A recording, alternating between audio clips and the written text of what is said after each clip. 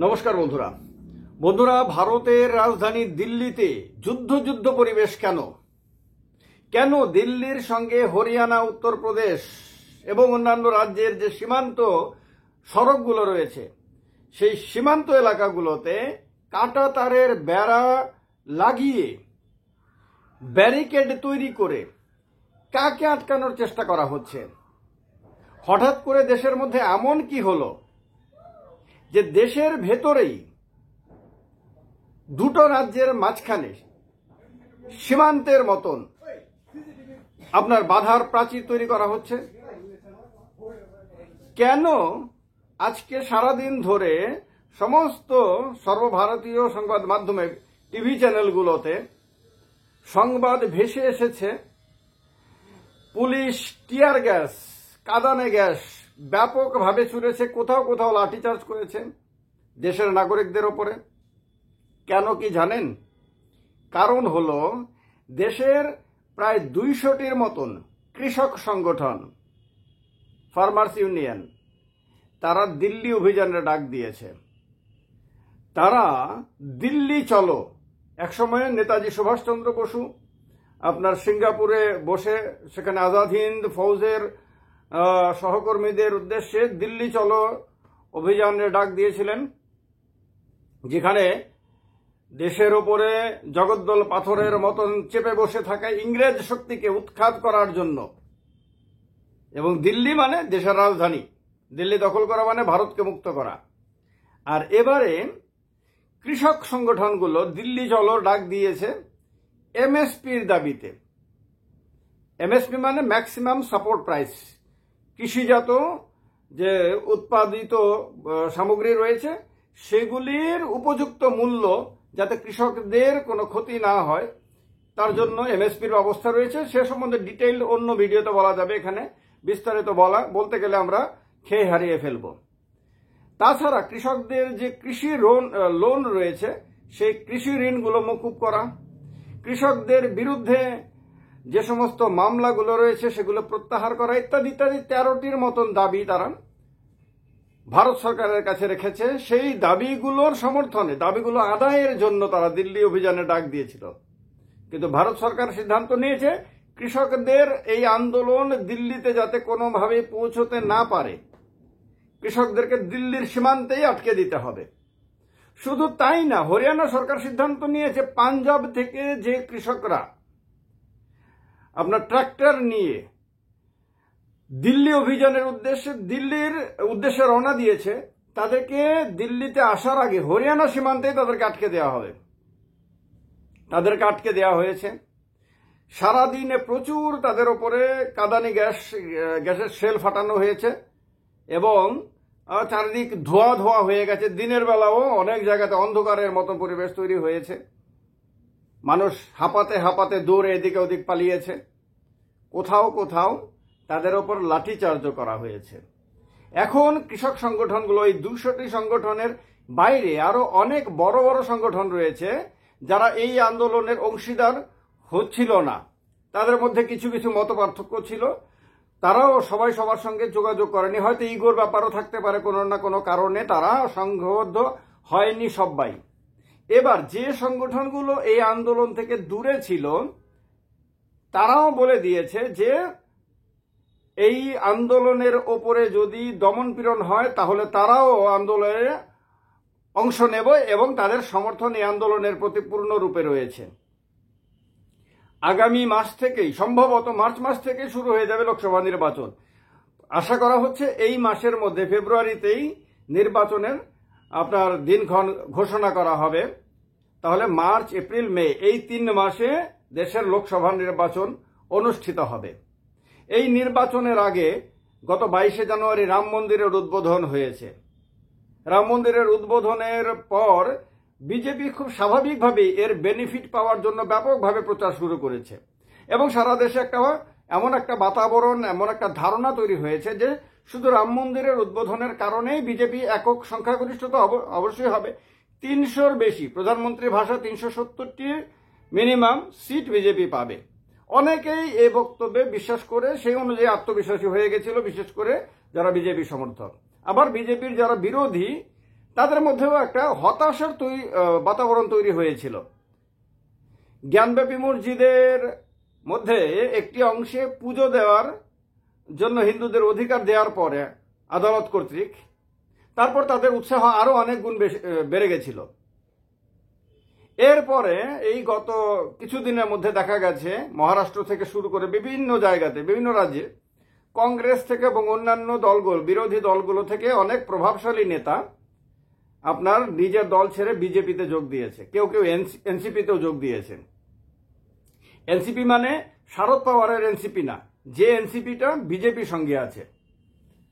এরকম ঘটনা ঘটেছে। ফলে খুব স্বাভাবিকভাবেই দেশের মধ্যে শাসক দলের সমর্থকদের আত্মবিশ্বাস তুঙ্গে।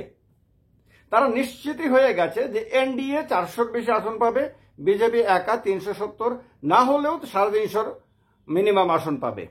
সুতরাং আরেকবার কেন্দ্রে ক্ষমতায় আসার সময়ের অপেক্ষা মাত্র। এইরকম একটা যখন বাতাবরণ, এইরকম একটা যখন পরিবেশ তৈরি হয়ে গেছে, একটা ধারণা তৈরি হয়ে গেছে, তখন হঠাৎ করে, যদিও এর প্রায় মাস দেড়েকের আগে ঘোষণা করেছিল কৃষক সংগঠনগুলো, কিন্তু এত বড়ভাবে তারা যে এই আন্দোলন শুরু করবে সেটা কেউ ধারণাই করতে পারেনি। এবং এখন যে কিছুদিন আগে পর্যন্ত আমরা দেখেছি সারা দিন সবগুলো মিডিয়া, সর্বভারতীয় চ্যানেলগুলো আর কি, যেগুলি যদিও সর্বভারতীয় বলে সারা দেশের সংবাদ এগুলোতে থাকে না, মূলত উত্তর ভারত এবং মধ্য ভারতের মূল শহরগুলোর সংবাদেই প্রাধান্য পায়।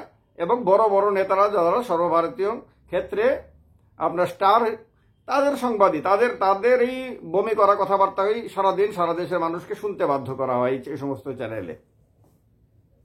এই চ্যানেলগুলোতে শুধু রাম মন্দিরের যে কৃতিত্ব সেটাকেই প্রচার করা হচ্ছিল। এরপরে জ্ঞানব্যাপী মসজিদের বিষয়টা চলে আসে, এরপরে হলদোয়ানি উত্তরাখণ্ডের যে ঘটনা সেটা সামনে চলে আসে। মানে ধর্ম সংক্রান্তই সংবাদ সারাদিন টিভি চ্যানেলের পর্দাগুলোতে ছেয়ে থাকত। আজকে থেকে সেই সমস্ত চ্যানেলগুলো বাধ্য হয়ে কৃষক আন্দোলনের সংবাদ, যদিও চ্যানেলগুলোতে কৃষকদের ভুল ত্রুটিগুলো, তাদের নেগেটিভ সাইডগুলোকে প্রাধান্য দেওয়া হচ্ছে, তবুও আন্দোলনের সংবাদই কিন্তু সবচেয়ে বেশি প্রাধান্য পেতে বাধ্য। কারণ কৃষকরা পাঞ্জাব, হরিয়ানা, উত্তরপ্রদেশ থেকে আসে, যারা আন্দোলনকারী তাদের মেজরিটি বা প্রায় সবাই। এখন দিল্লিতে নয়ডা ভিত্তিক যে স্যাটেলাইট চ্যানেলগুলো রয়েছে, এইগুলিতে এই সমস্ত রাজ্যের প্রভাব, রাজ্য থেকে আসা সাংবাদিকদের উপস্থিতি বেশি। অনেক ক্ষেত্রে মালিক পক্ষও এই সমস্ত রাজ্যের সঙ্গে কানেক্টেড থাকে বেশি। সাংবাদিকদের একটা বড় অংশ নয়ডাতে বিহার থেকেও যায়। ফলে এই আন্দোলনকে তাদের গুরুত্ব না দিলে হবে না। তাছাড়া টিআরপির প্রবলেম রয়েছে, টিআরপির বিষয় রয়েছে।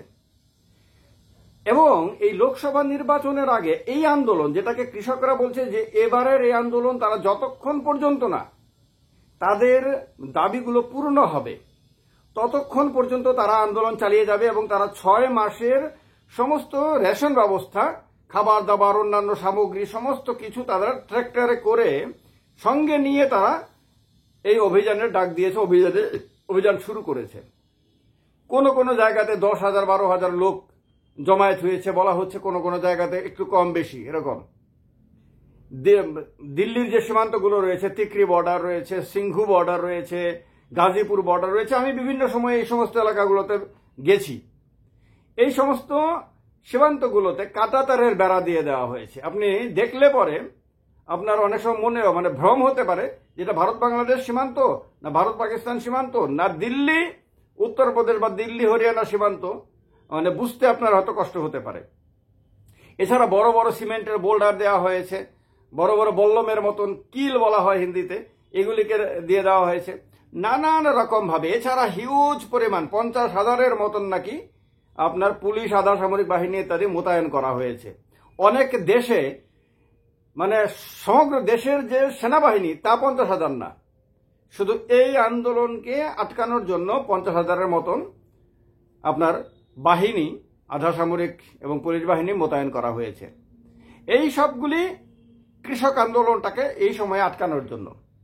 কারণ কেন্দ্রের শাসক দলের জন্য এটা সবচেয়ে বড় মাথা ব্যথার কারণ। কারণ এর আগেও কৃষক আন্দোলন হয়েছিল 2020 থেকে 1 বছরেরও বেশি সময় ধরে।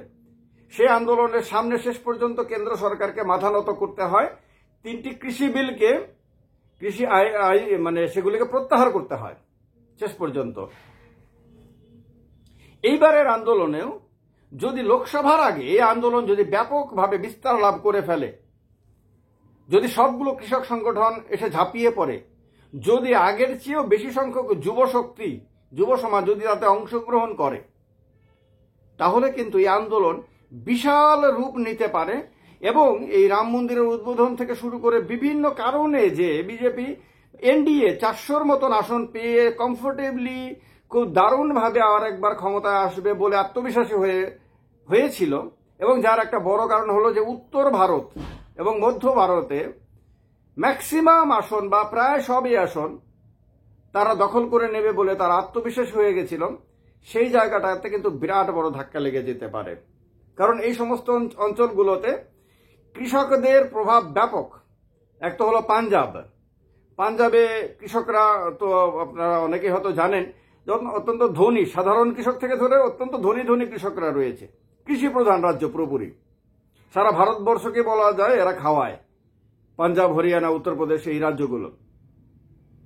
এখন এই রাজ্যগুলোতে যদি কৃষকদের গ্রামে গ্রামে যদি আন্দোলন ছড়িয়ে পড়ে, তাহলে এটা শাসক দল বিজেপির জন্য বিরাট বড় মাথা ব্যথার কারণ হয়ে যাবে। এটা কেন্দ্র সরকার বুঝতে পারছে, তার কারণে গতকালকে থেকেই আলোচনা শুরু করে দিয়েছে। 3 জন কেন্দ্রীয় মন্ত্রীকে পাঠিয়ে তাদের সঙ্গে চণ্ডীগড়ে আলোচনা করেছে।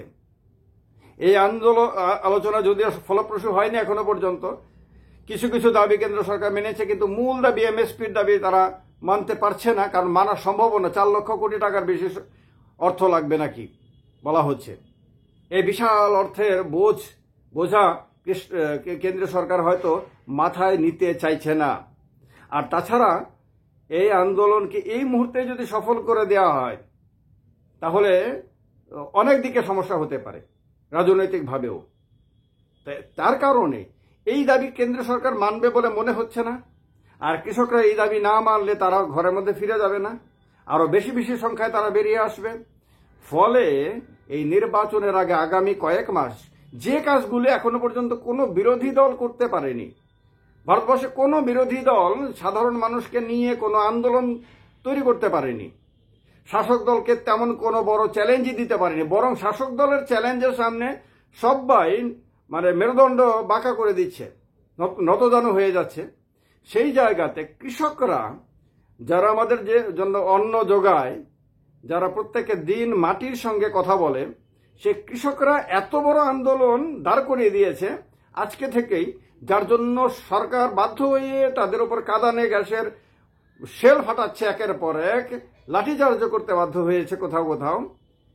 সেই আন্দোলন কিন্তু শাসক দলের জন্য বড় মাথা ব্যথার কারণ হয়ে যাবে। এবং এর প্রভাব যদি নির্বাচনে যদি সামান্য হলেও যদি পড়ে, তাহলে 400-র স্বপ্ন ভঙ্গ হতে পারে, 370-এর স্বপ্ন ভঙ্গ হতে পারে।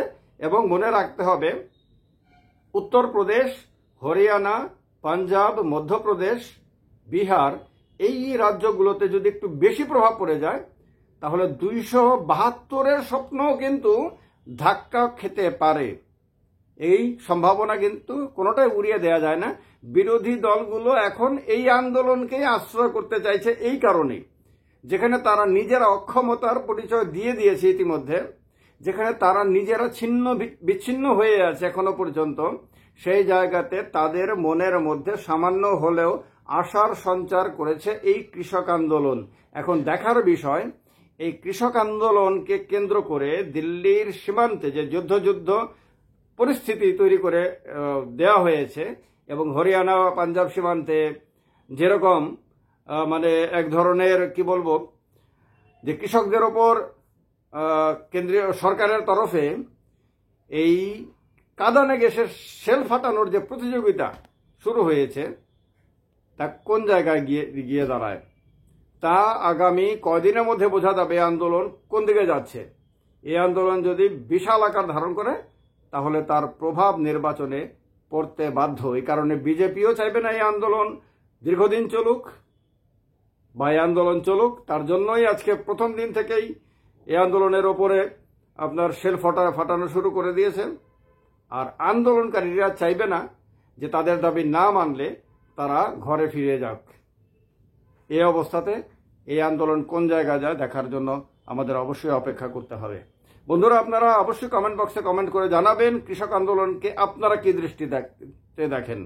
আপনারা কৃষকদের এই আন্দোলনকে সঠিক বলে মনে করেন, না এটা অন্যায় বলে মনে করেন? আর কৃষকদের ওপরে এই যে শেল ফাটানো হয়েছে কাঁদানে গ্যাসের একের পর এক সারাদিন ধরে, এটাকে আপনারা সঠিক বলে মনে করেন, না এটাকে আপনারা অন্যায় বলে মনে করেন? কমেন্ট বক্সে অবশ্যই কমেন্ট করে জানাবেন। ভালো থাকবেন সবাই, অনেক অনেক শুভকামনা। নমস্কার।